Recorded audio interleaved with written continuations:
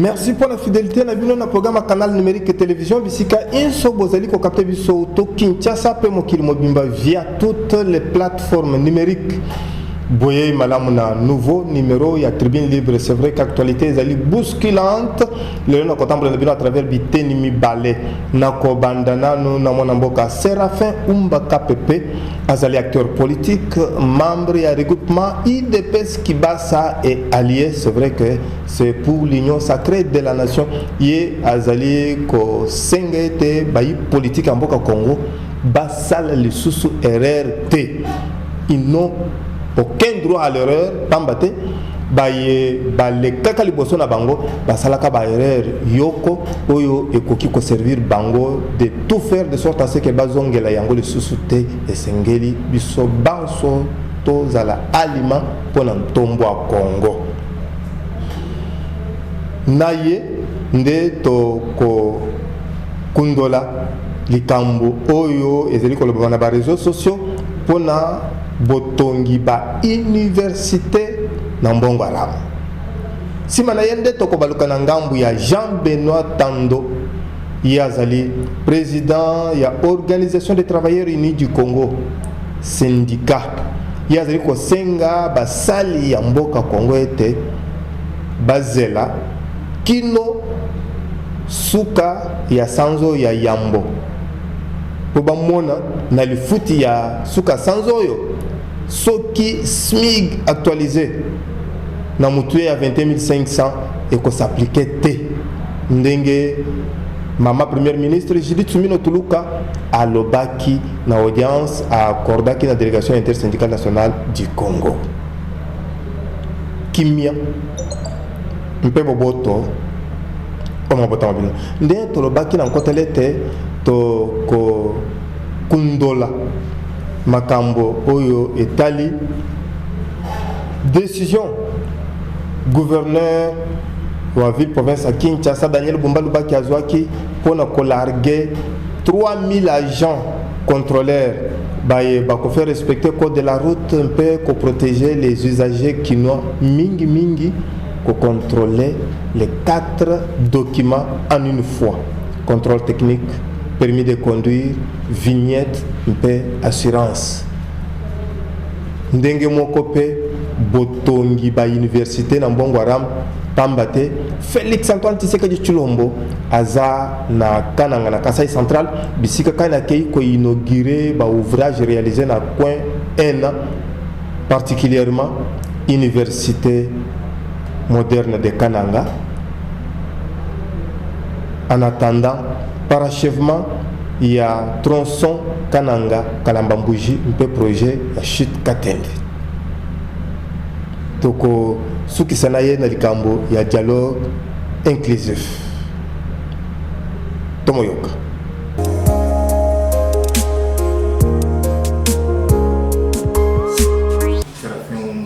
Bienvenue. Bonjour, monsieur le journaliste. Répondez-vous alors à ceux qui pensent qu'il fallait prolonger le moratoire, soit donner un délai de grâce aux retardataires pour qu'ils puissent s'acquérir ces documents?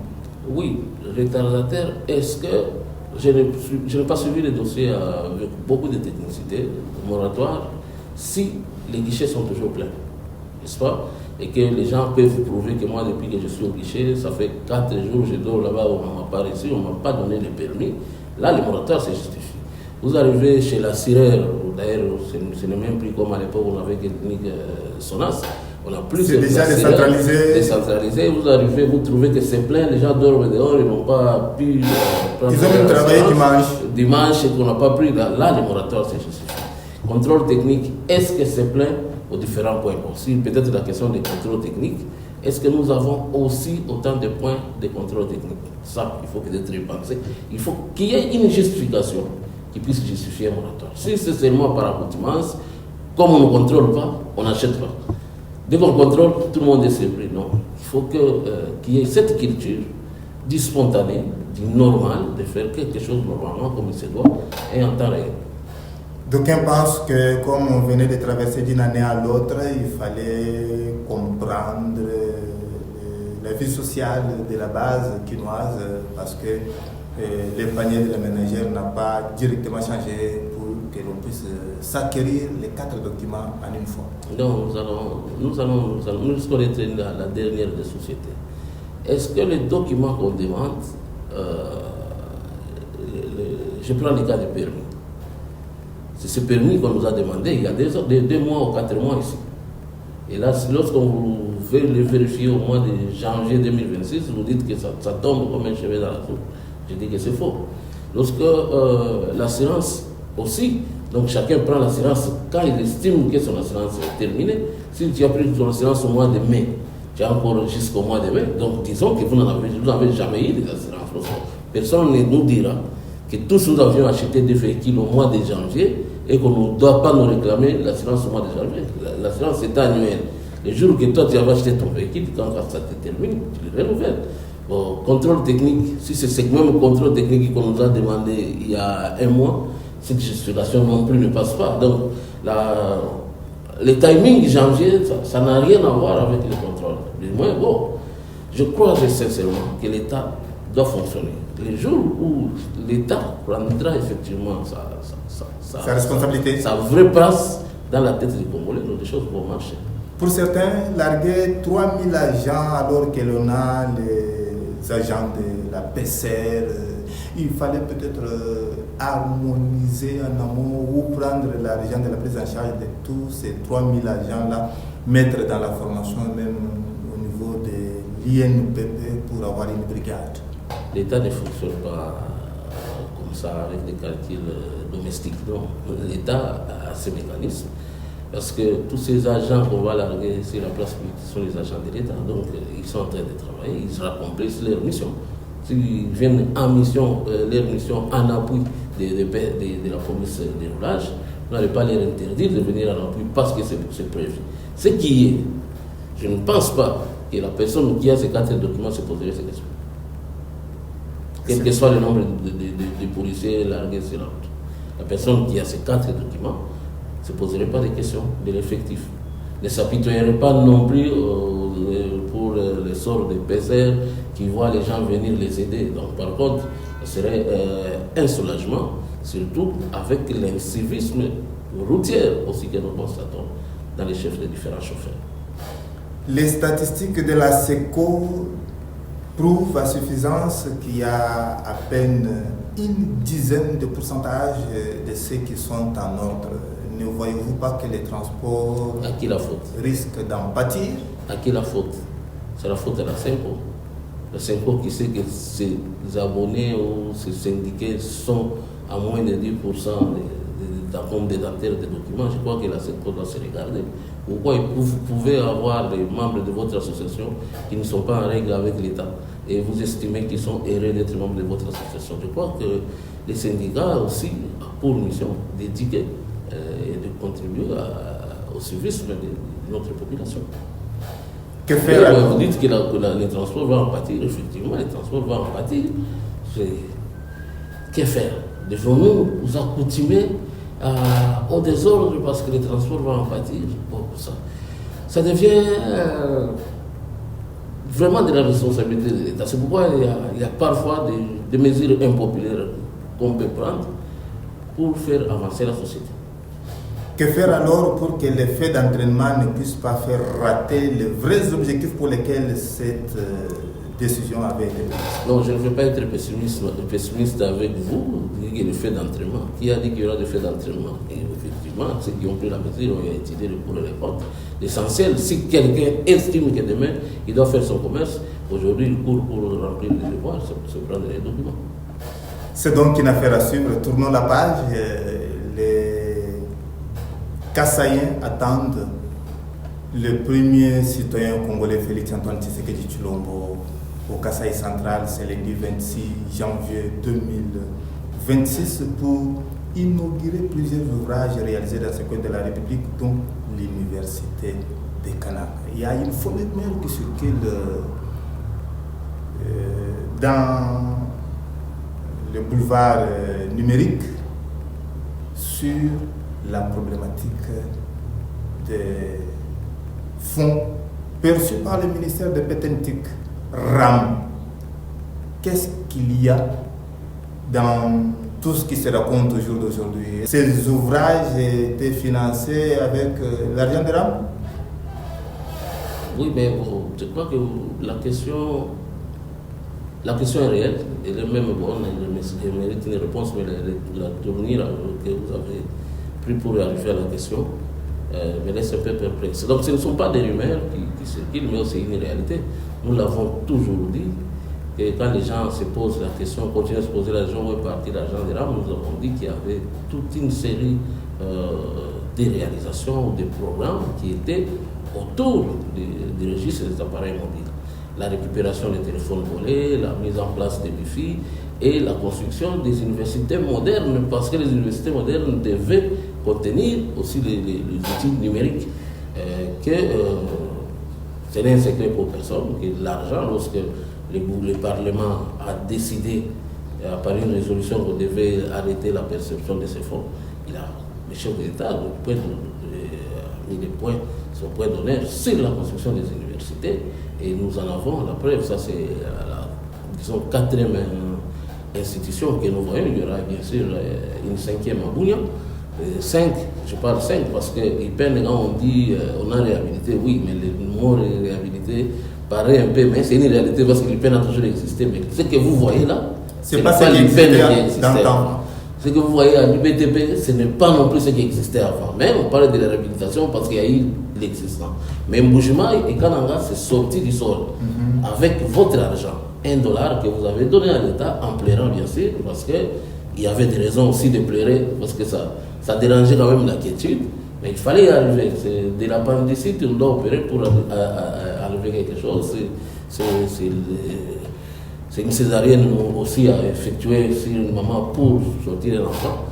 Aujourd'hui, ça fait une fierté pour la République. D'ailleurs, je crois que même un personnage le plus contesté comme Nanga, qui a eu à le reconnaître, pour nous c'est une fierté. Quand Nanga dit que Tshisekedi est tribaliste, il a pris l'argent de tout le monde pour aller construire des universités chez lui au Kasaï. Pour nous, nous disons, bien sûr, même si c'est une contre-vérité, mais du moins, sortant de la bouche de ce personnage contesté, c'est plus qu'une évidence. Et là, j'ajoute que IBTP, IPN et l'université de Bounia, ce n'est pas au Kasaï. Donc, le chef de l'État n'a fait que justice à cette jeunesse congolaise qui, du reste, peut étudier dans tous les recoins. Parce qu'il y en a qui ont étudié à Kisangani sans être de Kisangani, il y en a qui ont étudié à Kinshasa sans être de Kinshasa, il y en a qui ont étudié à Linilou sans être de Lubumbashi. Donc, c'est un don de la jeunesse congolaise, fait à la jeunesse congolaise, de tout bord. Je parle de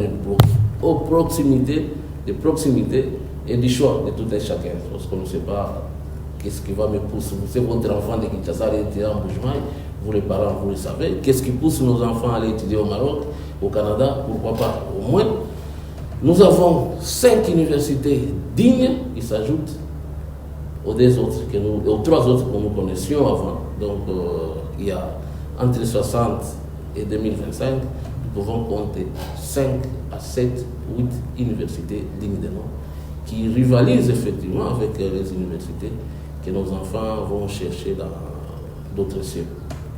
Maintenant, on a rapproché la modernité à nos côtés. Aujourd'hui, vous assurez, vous apaisez ceux qui critiquaient à corps et à cri les détournements de l'argent de l'âme. Oui, mais c'est comme Galilée, on dit que c'est la Terre qui tourne autour du Soleil, les autres non, c'est le Soleil qui tourne autour de la Terre. Bon, si Galilée est déjà décédé, aujourd'hui on lui donne raison. Il faut en être fier. Dialogue, parlons-en. Dialogue inclusif, dialogue national. Pour certains, il faut d'abord résoudre les problèmes des préalables. Quels peuvent être les préalables d'après vous? Je ne suis pas dans votre pensée, monsieur le journaliste, mais dialogue, oui, mais sur quoi? Moi, ma démarche, c'est là.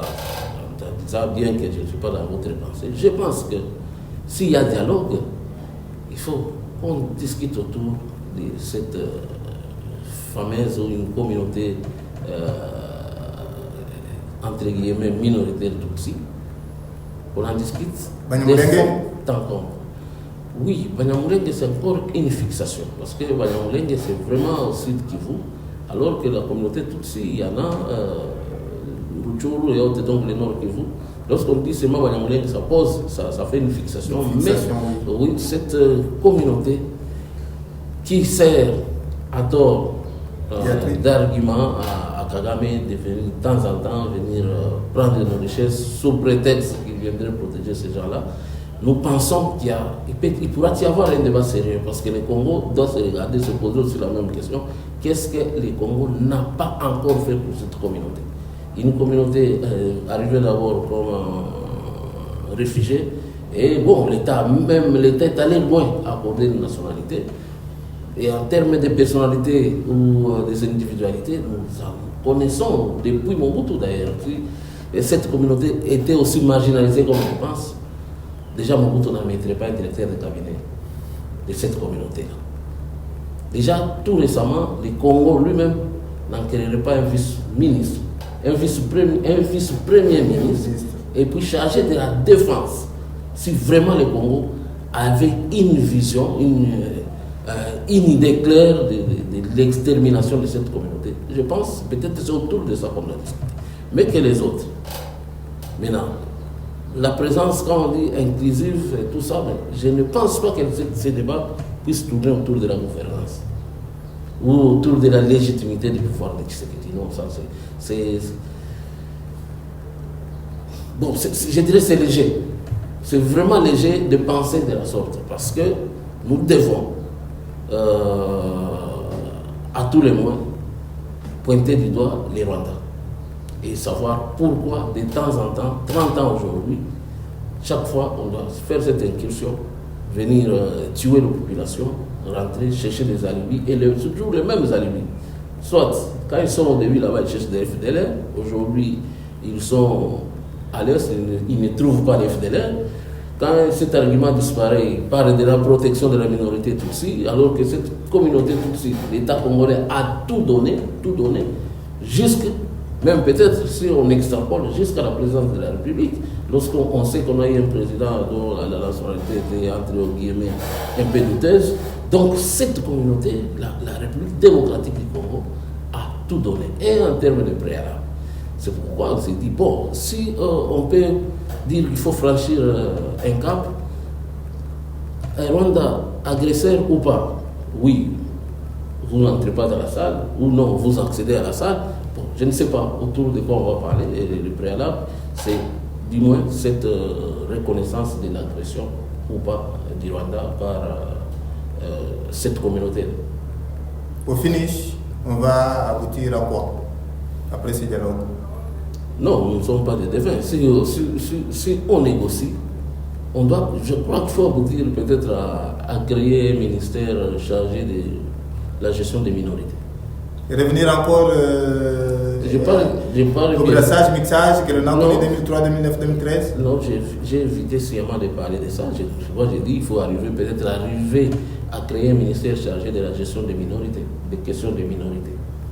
Donc, ça nous permettra de voir comment nous allons intégrer encore davantage nos amis de cette communauté-là dans les systèmes, dans le fonctionnement normal de l'État, alors que même aujourd'hui, cette thèse ne se justifie pas. Pas du tout. Parce que même dans le brassage, le mixage,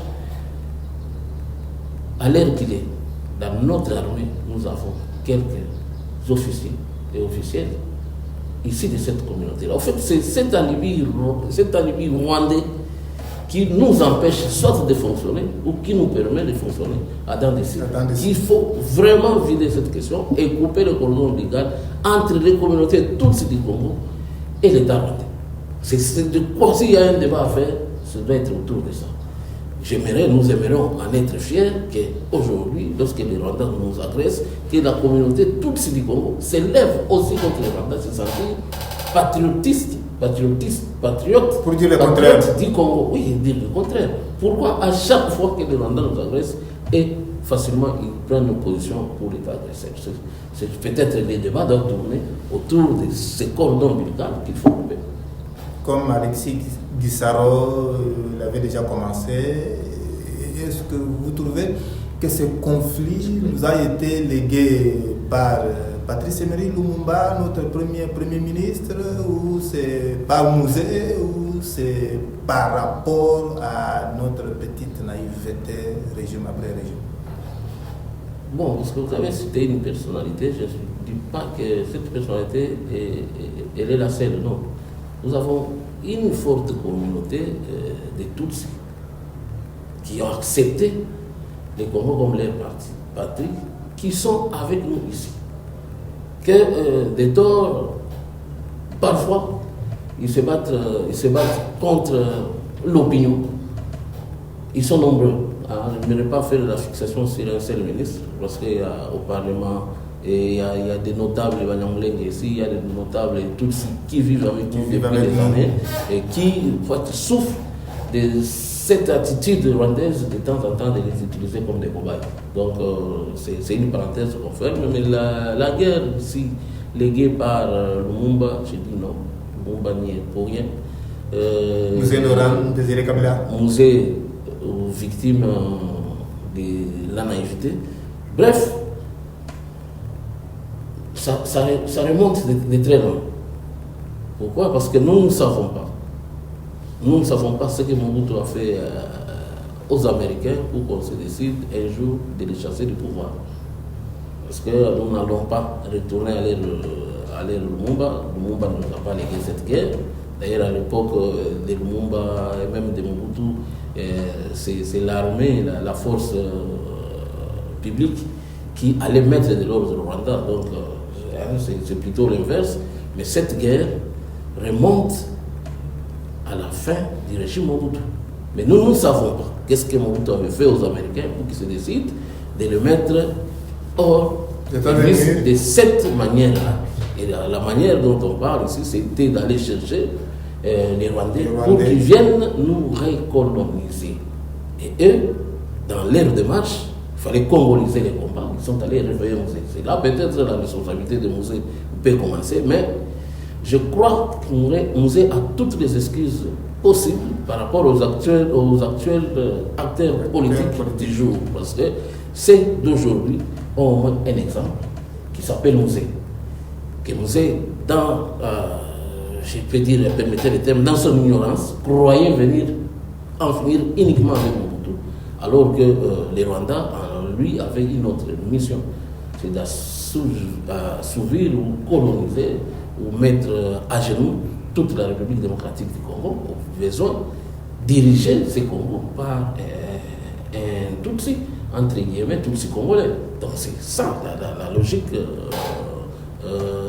rwandaise. Et là, je dis, nous n'allons pas indexer Lumumba dans cela, ni Musée, ni quiconque, surtout pas Tshisekedi, parce que cette guerre, lorsque nous reconnaissons qu'elle remonte d'il y a 30 ans, Tshisekedi n'ayant que 7 ans au pouvoir, ce n'est pas lui qui porte le fardeau, la responsabilité de cette guerre. En fait, la guerre, il faut la trouver dans les visées hégémonistes du Rwanda. Le Rwanda veut avoir le Congo comme une énième province, ou sinon un État colonisé. Donc la responsabilité n'est pas regardée chez nous, mais chez nous, nous avons des traites qu'il faut indexer. Ça vous retourne maintenant à la question du dialogue préalable. Oui, cette fois-là, le préalable, c'est que même le préalable est lui-même par lui-même vidé. Et par lui-même vidé par la déclaration du Rwanda. Le Rwanda vient ici pour nos richesses, derrière plusieurs alibis, soit c'est l'FDLR, soit c'est la protection des minorités. Au fait, le Rwanda est là. Mais les amis qui les ont accompagnés, qui ne gèrent maintenant que pour les dialogues, oui, maintenant, on peut dialoguer avec eux en les regardant comme des traîtres parce qu'ils ont accompagné l'agresseur. Les traîtres congolais, il faut les diriger pour les sanctionner ou les renvoyer? Non. L'État a plusieurs mécanismes. Si on opte pour le schéma de réconciliation nationale, et autres, mais ça passe toujours par la justice. Il faut que les gens reconnaissent leurs responsabilités et puis on fait une réconciliation nationale. La justice est paix, n'est-ce pas? Mais il faut qu'il y ait une justice. La justice, c'est qu'il faut que les gens reconnaissent leurs torts. Les acteurs d'aujourd'hui, qui sont au AFC, qui sont au M23, ils n'ont pas d'excuses comme c'est. Parce que nous les disons, nous les répéterons toujours, pour nous les acteurs politiques d'aujourd'hui, la vie et la mort de Mouzé, ça a été un enseignement pour tout patriote. Il est allé à l'aventure, il a pris le pouvoir, mais quand il a constaté, il a vu la réalité, il a pris les risques. Parce que oui, en disant que les Rwandais devaient rentrer, c'était un risque et qu'il fallait prendre à ce moment-là. Parce que je me dis, c'était au prix de sa vie. Au prix de sa vie. Il fallait prendre à ce moment-là cette décision courageuse de demander au Rwanda de rentrer. Et cela, effectivement, ça lui a coûté la vie. Mais nous ne devons pas, aujourd'hui, après avoir vu ça répéter, et penser que nous devons avoir un regard de pitié à l'égard des gens comme Nanga, les autres là, Harry Magie, tous ces autres là. Non, c'est inconcevable. Il y a d'autres là qui quittent l'Europe, qui vont, alors qu'ils savent que le Rwanda est ici pour une mission spéciale de nous mettre en tête ou de diriger ce pays par une communauté tutsi. Pourquoi j'ai dit que Mouzé, c'est aussi une école pour nous, et son courage lui a valu le titre d'héros. Parce que les gens pensent que c'est un peu fantaisiste de l'appeler héros par rapport au début. Oui, il a fait de l'aventure, mais par rapport à la fin, il a fallu ce courage. Sinon, on serait là aujourd'hui à chercher une nationalité ou une tribu à James Kabarebe. Parce que nous sommes spécialistes. On allait vous dire non, c'est mon Bunda, etc. Mais après, quand il est rentré, on a découvert qu'il était rwandais. Il était rwandais. De la même manière, avec des gens comme les Bosco Tanganda, on nous a dit qu'ils étaient des Congolais. Lorsque le procès éclate, lui-même reconnaît qu'il est rwandais. Donc maintenant, dites-vous, si Mouzé n'avait pas... Le masque est tombé. S'il n'avait pas pris ce risque-là, je ne sais pas ce qu'on allait devenir. Aujourd'hui, quand vous posez la question aux jeunes gens sur la population rwandaise, les gens pensent même que c'est la communauté Tutsi qui est plus nombreuse que la communauté Hutu. Non, c'est faux. La communauté Hutu est nombreuse au Rwanda, mais dominée par cette minorité. Ça allait être le même cas. Ici, on aurait un président qui s'appellerait Bouguera, après Bouguera, Azarias Ruberwa, après Azarias Ruberwa, Nyarugabo, et ça continuerait comme ça, et on n'aurait que nos yeux pour pleurer. C'est pour cela. Je retiens que non, il faut peut-être, on peut dire Mouzé, mais Mouzé nous a permis d'ouvrir les yeux. Et nous ne pouvons pas aujourd'hui fermer ces parenthèses de la même manière que Joseph Faye a le faire, avec le brassage, mixage et autres formules pour faciliter la fragilité et l'infiltration, et nous a fait presque annihiler l'âme de l'armée congolaise. Alors s'il faut organiser ce dialogue à 3 phases, d'abord avec Kagame, puis avec ceux qui ont touché aux armes, et enfin avec les patriotes congolais, quelles pourront être les vraies thématiques à discuter à chaque phase? D'abord avec Kagame, puis avec ceux qui ont touché aux armes, et enfin avec les patriotes congolais. Non, en termes de phase, je laisse la paternité à celui qui a pensé de la sorte, mais globalement, la question Tutsi demeure une épine sous notre pied. Qu'on reconnaisse que les Tutsis sont des Congolais, comme le chef de l'État l'avait dit à un moment, il faut que les gens aient le courage de l'admettre, qu'ils sont Congolais comme nous. Et aussi, lorsqu'on admet qu'ils sont Congolais, qu'ils puissent avoir aussi dans leur attitude le courage de dire que quand le Rwanda affiche son comportement belliqueux, qu'il soit aussi du même côté des Congolais, de fustiger comme tout le monde le fustige. Donc, dès là, le jour qu'on aura cette communion dans la vision, je ne sais pas comment marchera, mais peut-être ça ne sera pas spontané, mais il faut créer des mécanismes des gens de s'accepter, ou d'ériger certains comportements en infraction, où on ne peut pas fustiger quelqu'un, c'est simple fait de le voir, ou quelqu'un aussi ne peut pas se penser filtré parce que les autres les regardent. Qu'on crée des mécanismes qui aient cette paix du cœur qui a été malheureusement brisé par les comportements de Kagame, parce que je dis les comportements de Kagame, les gens qui suivent l'histoire de cette région, ils savent aussi que ces deux peuples, les Congolais, les peuples autochtones du Rwanda, Congo, les Bashi, les Nande et les autres, ont toujours vécu en harmonie avant 1994.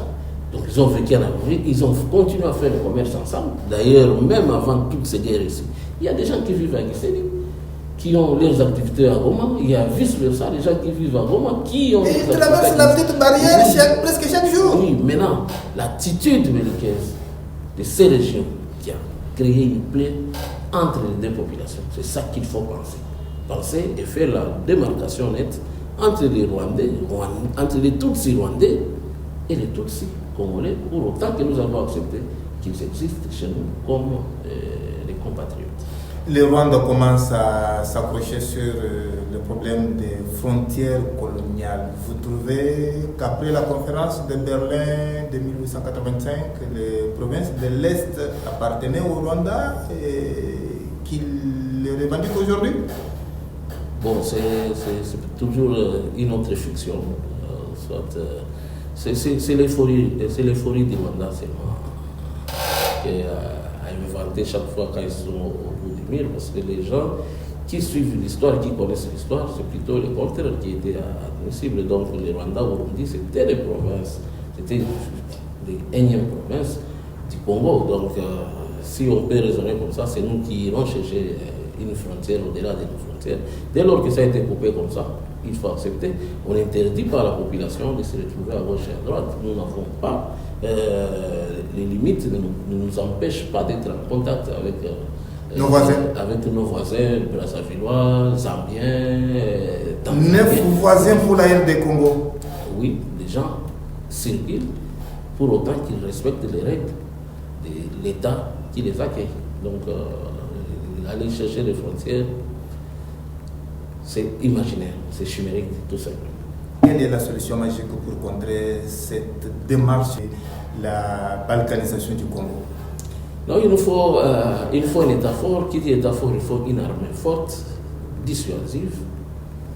On connaît que le Congo, ce n'est pas un État belliqueux, donc nous devons avoir une armée capable de répondre à tout. Mais une armée qui n'ira jamais provoquer les voisins, qui protégera tout le monde. Quand je dis tout le monde, y compris les Tutsis congolais, qui n'ont droit qu'à la protection émanant de l'État congolais, pas une protection qui viendrait de l'État voisin.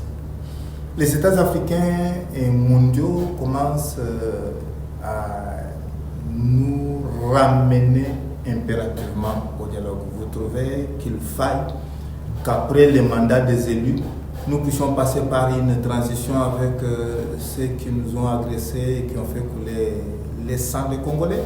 Vous dites que c'est la communauté internationale qui nous y amène. Non, je pense que le dialogue est toujours permanent. Et nous devons l'encadrer. Passage obligé. Nous devons l'encadrer. Non, il est permanent parce que vous avez parlé du Parlement, des chambres hautes, chambres basses. C'est ça le dialogue. C'est la formule même formelle du dialogue. Mais tout autre dialogue, je ne vois pas que les gens refusent de se parler. Mais se parler en prenant chacun ses responsabilités. Ceux qui ont fait couler le sang doivent répondre de leurs actes. D'autant plus que nous avons un exemple. Aujourd'hui, ce n'est plus comme à l'époque des Mosées, où les gens étaient étonnés de se retrouver dans les bras des Rwandais. À l'époque des RCD, oui, les gens pouvaient même être étonnés à se retrouver entre les bras des Rwandais. D'ailleurs, pour preuve, tous les gens qui ont fait les RCD aujourd'hui ne sont pas même fait trop, parce qu'ils ont vu. Et nous qui avons suivi cette histoire, cette évolution, étape par étape, nous n'avons pas le droit d'avoir osé de répéter la même chose. Donc la responsabilité, peut-être c'est notre faute pour la tolérance zéro et l'impunité qui fait que de temps en temps, les jeunes Congolais estiment que pour se taper un poids politique quelconque, il faut aller, de la place sous le soleil congolais. Il faut aller à la rébellion, il faut tuer, il faut toucher les sangs des Congolais. Non, cette histoire doit cesser de la manière de cesser, c'est qu'il faut sanctionner ceux qui sont allés de notre côté, tout en ne fermant pas la porte au dialogue avec les Rwandais, parce qu'il y a des choses qu'il faut se dire. Si les Tutsis congolais sont les nôtres, laissez-nous protéger tous citoyens. Comme on protège un Yaka, un Nande, un Tutsi, L'État doit être à même de le faire et il n'y a que l'État congolais qui peut le faire, pas un État voisin. Que répondez-vous à ceux qui pensent qu'il faut lever toutes les condamnations pour avoir un dialogue inclusif? Non, ça ne se passe pas de la sorte. Ça ne se passerait pas de la sorte. Les condamnations, c'est une démarche judiciaire. Et la démarche judiciaire a ses mécanismes de résolution. Lorsque quelqu'un est condamné et qu'il faut revoir, bon, on passe par une autre condamnation. Tenez, même notre héros Kimbangu, condamné en 1900, les années 60, sa mémoire a été revue par un procès. Donc, dites-vous, quand il y a un procès, il y a des mécanismes pour revoir les condamnations. Ce n'est pas par un discours, ce n'est pas par l'effet des réseaux sociaux qu'une condamnation va voler à l'éclat. La condamnation reste une condamnation, mais les mécanismes sont connus. Si les chefs de l'État arrivent au bout d'une condamnation à utiliser ces mécanismes que nous connaissons, il y a la grâce présidentielle ou amnistie généralisée et autres, oui, on peut y arriver parce que ça sera légal. Mais en faire une condition, je ne pense pas. Si nous arrivons à avoir l'impérium dont je parle de notre armée, le jour que cette armée qui est en train de monter en puissance va asseoir effectivement cette puissance qui équivaudrait à la puissance de l'État, je crois que tout ce théâtre va se terminer. L'État ne nous attend pas. Si et seulement si, ce n'est pas un secret. Quelles sont les erreurs que nous avons accumulées qu'il faille que nous puissions corriger face à cet état des choses? Je commençais par vous dire, je ne sais pas pourquoi les Américains ont tourné les doigts à Mobutu et pensaient qu'il fallait les chasser de cette manière-là et pensaient un jour que les Nilotiques pouvaient diriger ce pays. Je ne connais pas.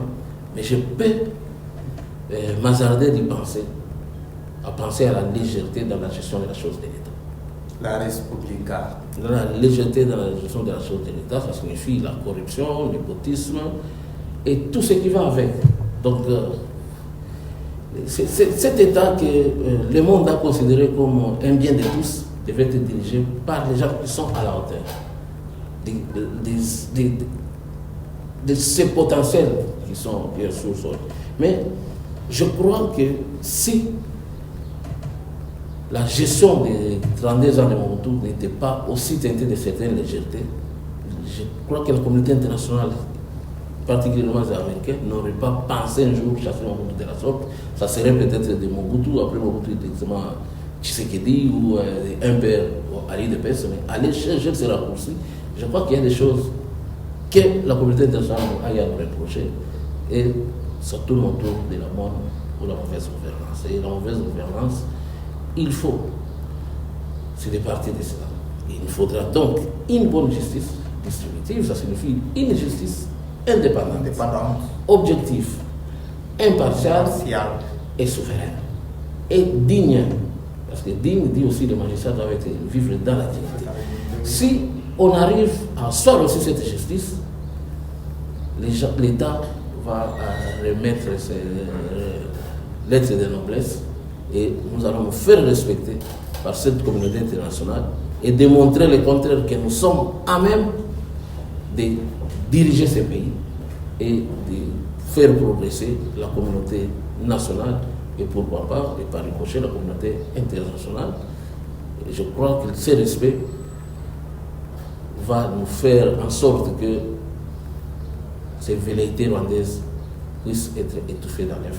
Et je crois que ça sera pour toujours. C'est donc une affaire à suivre. Séraphin Oumbaka Pepe, je rappelle que vous êtes acteur politique, membre du regroupement politique IDPS Kibasa et allié, c'est l'Union sacrée de la nation. De ton Dieu. Merci. Merci, Rabbi Antonio.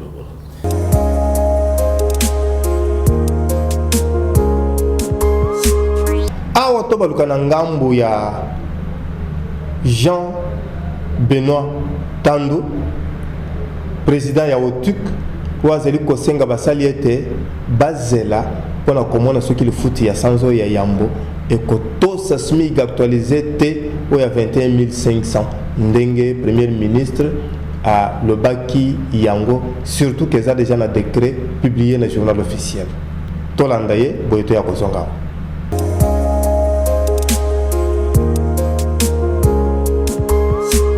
Jean-Benoît Tandouboka, vous êtes président de l'Organisation des travailleurs unis du Congo.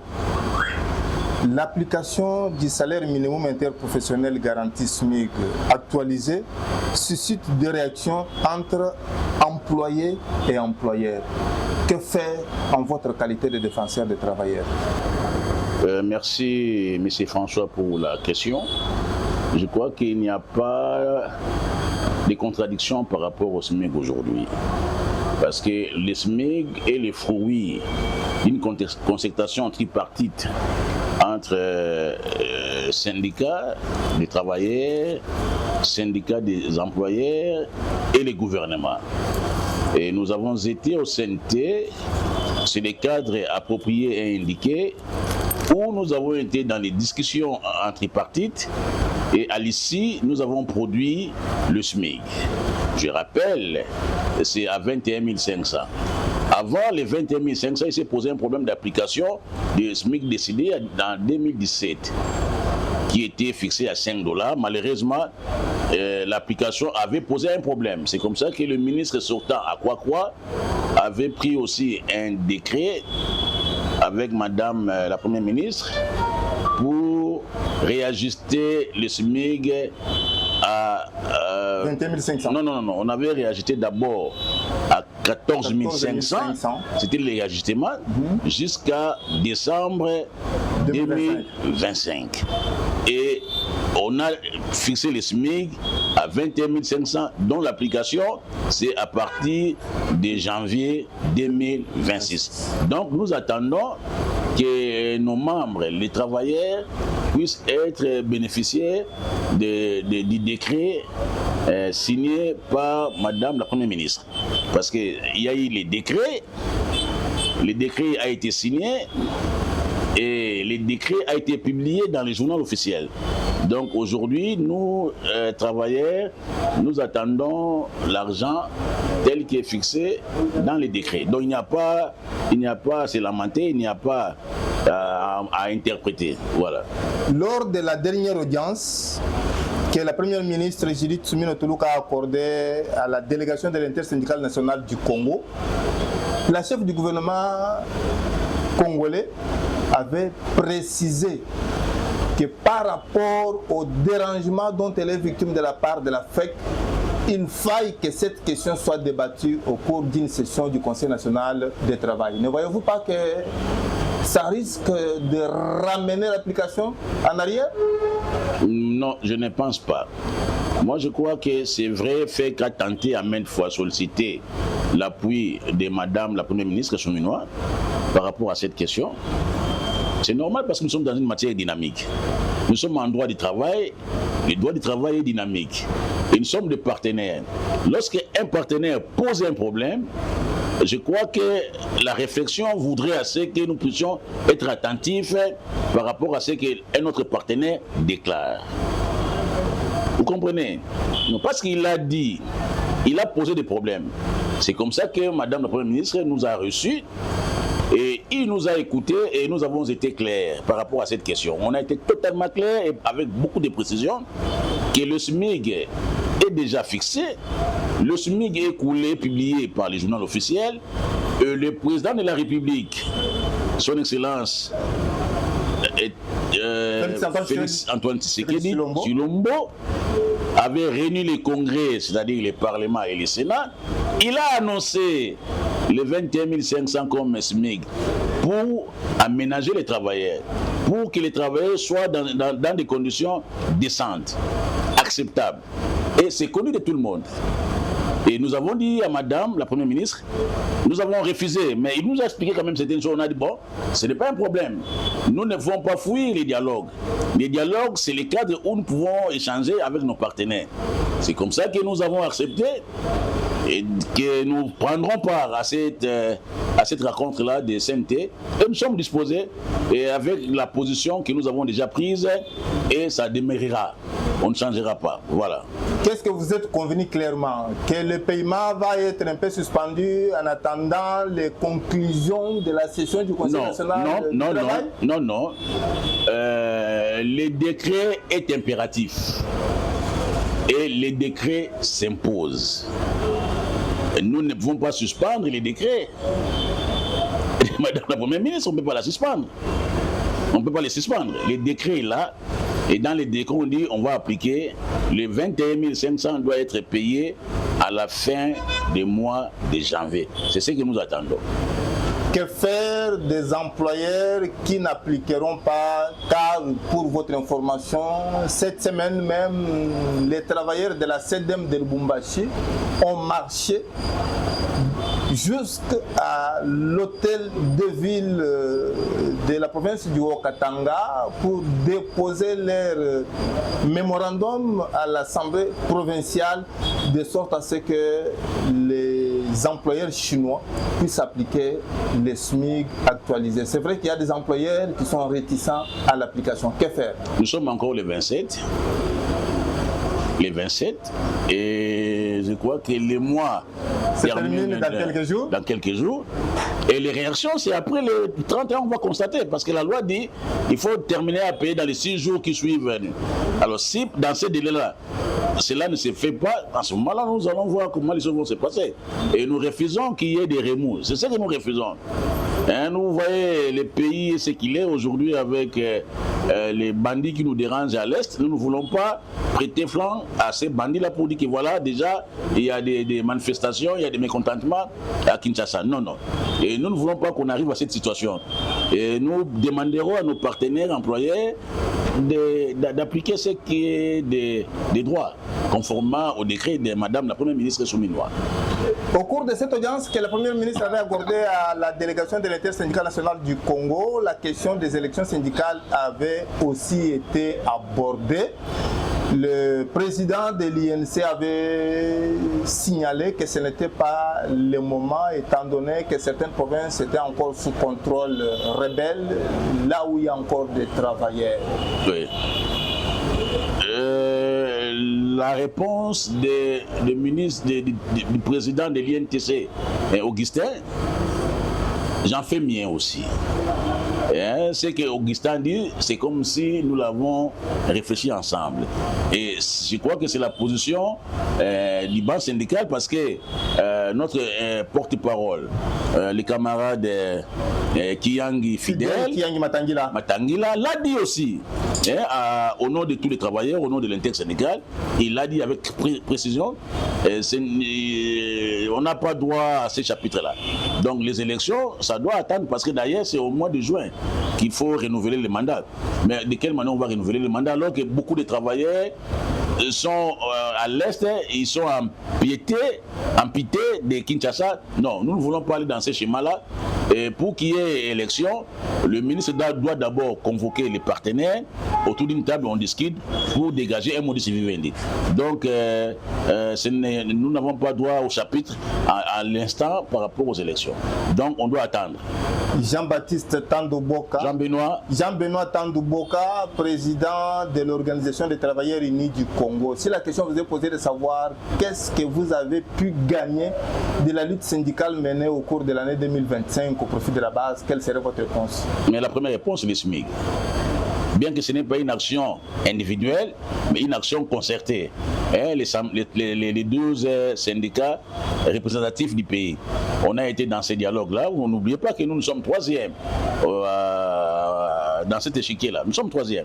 Donc, les premiers résultats, les premières actions, la première action forte, c'est les SMIC. Ça, c'est sur le plan national. Mais sur l'échiquier national, c'est ça. Mais dans les entreprises, il y a eu beaucoup d'histoires que nous devons, mais si je ne le dis pas, on a fait beaucoup d'histoires dans les entreprises.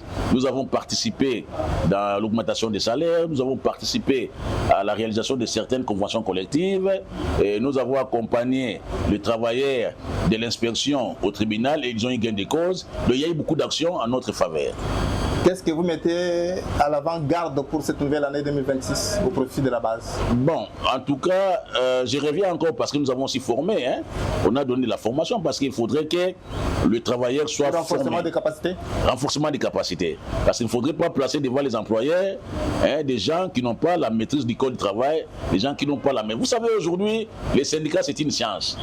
Et faire le syndicalisme, c'est une science. Mais c'est d'abord un art. Un art parce que c'est né avec... on est avec ça. Mais il faut ajouter la dose de la science pour que les travailleurs soient en mesure de discuter, de négocier avec nos partenaires employeurs. N'oubliez pas parce que les employeurs sont des universitaires. Il faut en face des universitaires, des cadres, il faut quand même des gens qui ont un cerveau. Les gens qui sont capables de réfléchir et de pondre les bonnes idées en vue de réaliser des bons résultats pour l'intérêt des travailleurs. Voilà. Qu'est-ce qui fait que les partenaires gouvernement ne puissent pas répondre directement à vos revendications? C'est dit à quoi? Non, moi je crois que dire que les partenaires ne répondent pas. J'ai dit par exemple les SMIG là. Vous savez que le gouvernement est partie prenante. Pour le SMIC, j'ai dit c'est les tripartites. Il y a FEC, ANEP, COPMECO, et puis il y a un autre syndicat là, il y a gouvernement, et il y a la CC, la CDT, l'OTUC, il y a FOSICO, il y a... Tous les syndicats qui ont fait gagner tous les syndicats, pas tout. Le prix représentatif. Le prix, parce que nous sommes 157, qui sont reconnus par le gouvernement, par l'État congolais à travers les 12 qui avaient gagné les élections. Qui sont bien positionnés. Voilà. Il y a CGSA aussi, il y a les syndicats de mon ami ici, Jacques Kinyamba, voilà. C'est donc une affaire à suivre, monsieur Une affaire à suivre. Monsieur Jean-Benoît Tando. Mais nous sommes 12, je ne voudrais pas que les autres disent il y a André avec son syndicat, il y a Biamungu avec son syndicat. La liste donc nous sommes 12, voilà. Monsieur le Président, nous vous remercions. Je vous en prie.